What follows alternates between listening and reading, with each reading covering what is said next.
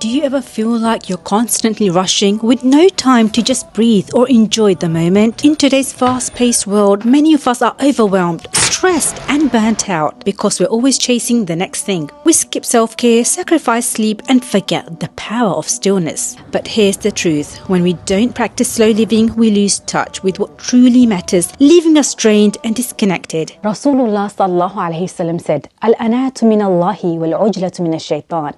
Calmness, it's from Allah subhanahu wa ta'ala, and hastiness, it's from shaitan. So if you want to become more calm and you are interested in finding peace in the little things we do every day, stick around. I'm going to share 12 habits that help me stay grounded and happy. Assalamu alaikum, I'm Sa'iqa from Islamic Snippets.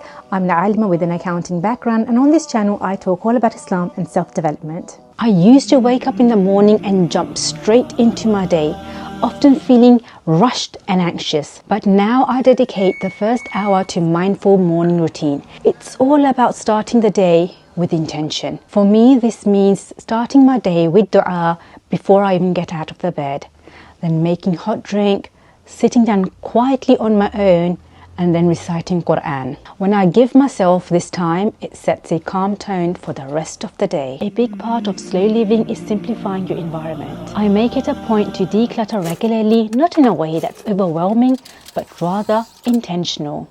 I only try to keep those things which I genuinely love and use often. A cleaner space clears my mind, it helps me to focus in salah, and I feel more relaxed in a clean environment. And don't forget, Rasulullah sallallahu alayhi wasallam said, cleanliness is part of our faith. Another habit that has been transformative for me is to slow down in my meals. I take my time in having my breakfast and lunch, and I don't rush. I sit down without distractions and I enjoy every bite that I take, and I value it. Taking time to eat mindfully doesn't only make the food taste nicer, but it also makes me more appreciative. This mindfulness when eating, it's a form of gratitude. So when I finish my meal and I say Alhamdulillah, it's not just mere words, it's deeply connected to how I feel. In this fast-paced world that we live in, it feels a bit strange to not do nothing. But letting myself have that downtime, it has been a game changer. I set aside a few minutes, not doing anything, letting my mind wander wherever it wants to, without any guilt, any agenda, any pressure. After these few moments, I feel relaxed, creative, and more mentally refreshed. Spending some time outdoor is essential for my happiness. Even if that means just a small walk in the neighborhood or my local park, it helps me feel grounded and peaceful. It often makes me just stop for a while and appreciate the small things, the beautiful leaves, sky, the fresh air, and it all makes me feel relaxed and calm. These moments remind me to be grateful to Allah subhanahu wa ta'ala for creating all of these beautiful things for us to use them. One thing that's been a game changer for me, it's digital detox. My mornings and some evenings, I stay away from all sorts of digital distractions. No social media, no emails, no screen time.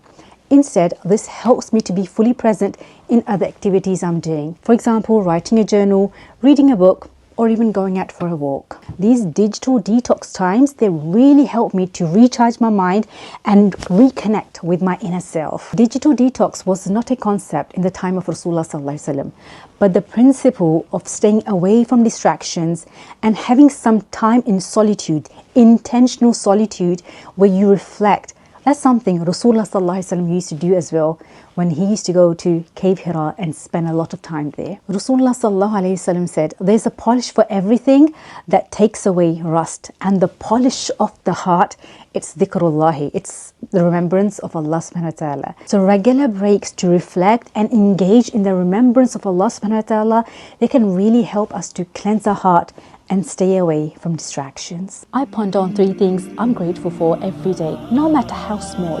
This practice has helped me focus on the positive aspects of my life, even on tough days. Over time, it's changed how I see my life and helped me find happiness in the little things.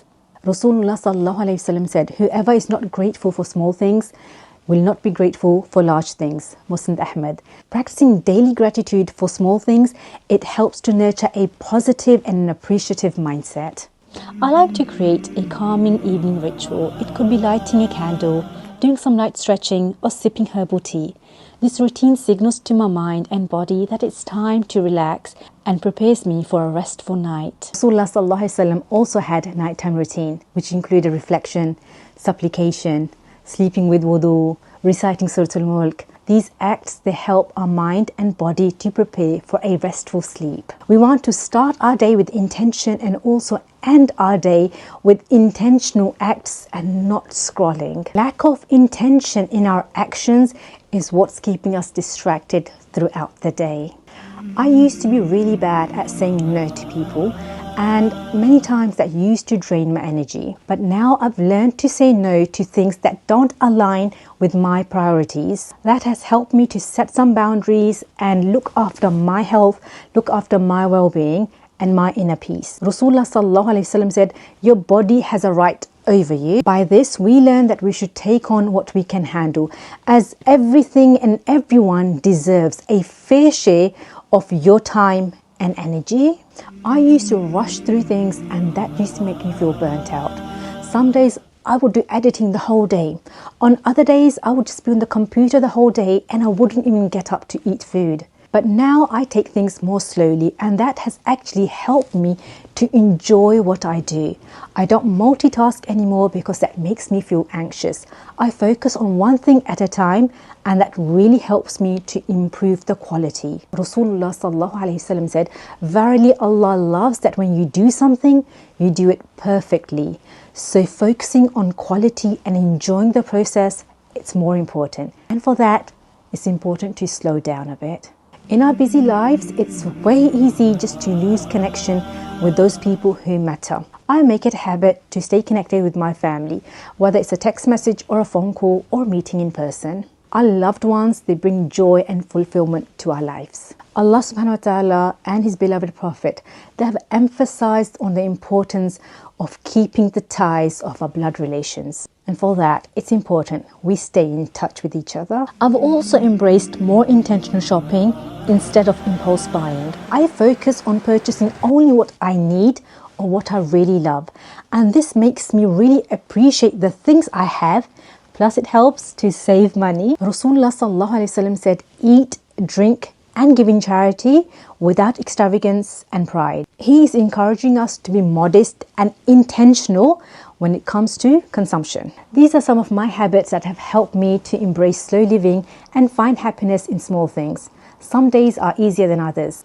But remember, it's a journey and it's not about perfection. It's all about progress. If you enjoyed my video, then don't forget to like, subscribe and share. And do comment, what habits do you follow for your self-care, slow living and finding happiness in everyday life? Take care. Assalamu alaikum wa rahmatullah.